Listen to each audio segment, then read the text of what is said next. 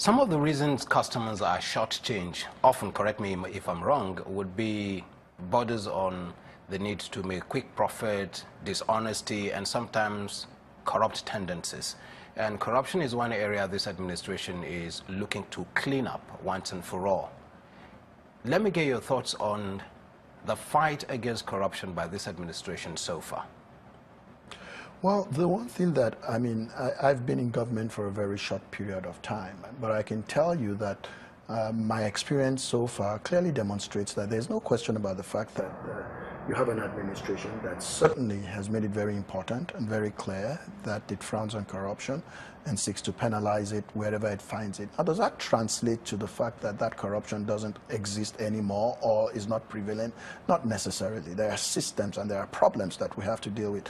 But there's a big difference between when an existing administration acquiesces it from when one prohibits it. And our acquiescing in itself is even different from encouraging. We've come from a time where corruption was even encouraged at the very senior level of government. And we've come to a different time where sometimes it was even acquiesced, meaning that, you didn't frown on it, or even if you frowned on it, you didn't provide any consequences when it happened. But now you're at a time when there's consequence, where you have an administration that clearly says that I would not stand for this, and if I get someone, I would deal with it.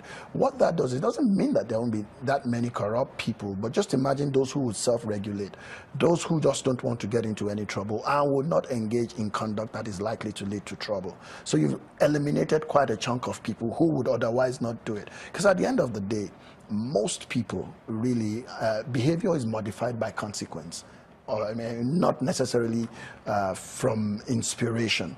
And so from the CPC standpoint, and we consider ourselves a very critical agency of government with respect to checking corruption.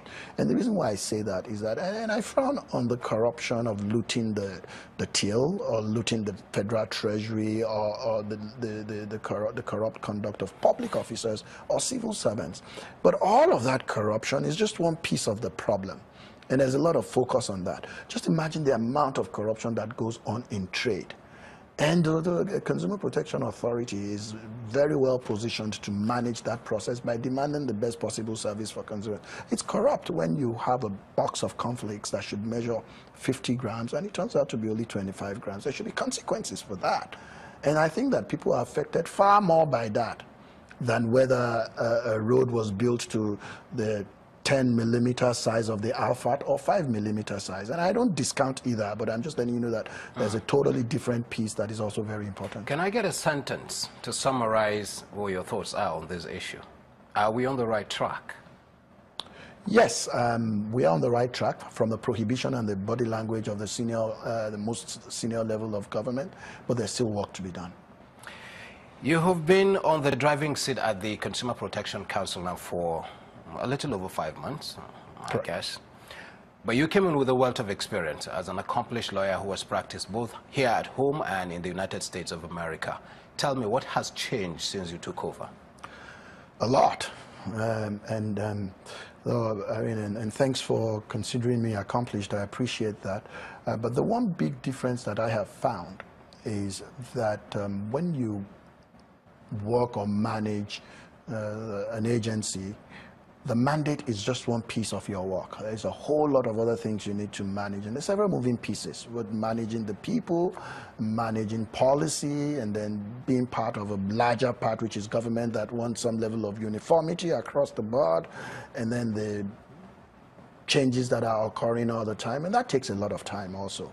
And so I think the one challenge that I have is just still trying to allocate the amount of time that I think is important to the mandate. Because I think that that's the priority. That's the whole purpose of the agency. And like you said, most of my experience was actually pursuing legal theories that support a consumer protection mandate. So that's my key interest. And I suppose that's the qualification that brought me to this point. So it's important that I continue to prioritize that. And that's the dilemma that I deal with every day. There is the Federal Competition and Consumer Protection Bill that has already been harmonized by the National Assembly. Both arms have worked on it. And if assented to by Mr. President, it is supposed to replace the Consumer Protection Act of 2004. Is this a good thing?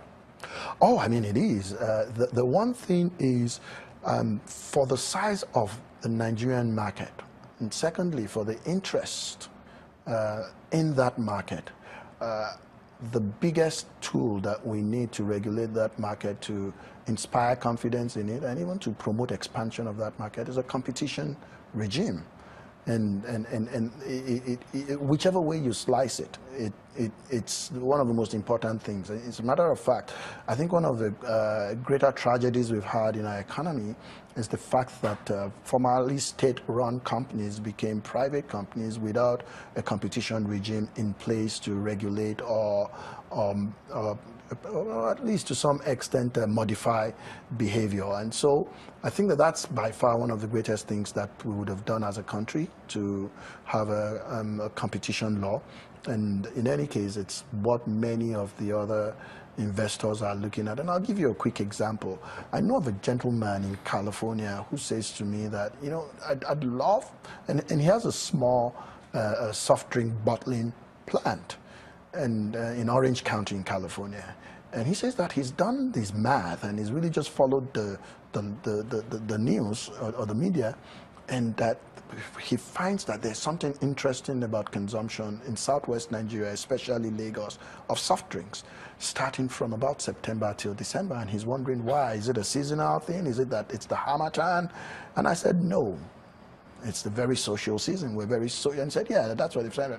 Saturday after Saturday, there are tons of drinks, and that he'd be happy to start a plant in Nigeria. Not that he wouldn't even care about marketing outside of that space. So it's a small company, but that that there are big operators there, and the way the market is so unregulated, and those regulators even act as trade barriers.